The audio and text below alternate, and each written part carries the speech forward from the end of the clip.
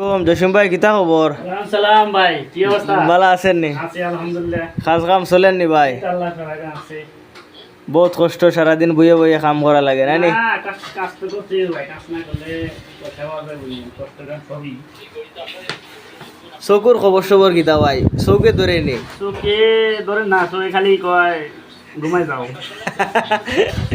আলে কয় ঘুমাও না নি? ওই, কাপড়ের পাত্তের লাগানি আরে খাম বিদেশ বাড়িত মনে করো কাজ ছাড়া উপায় নাই। হ্যাঁ, না কাজ ছাড়া কাজ করতে হইব। কিতা বা বিদেশ বাড়িতে কাজ না করলে থাকো পারবো না সে। কয়দিন থাকবো?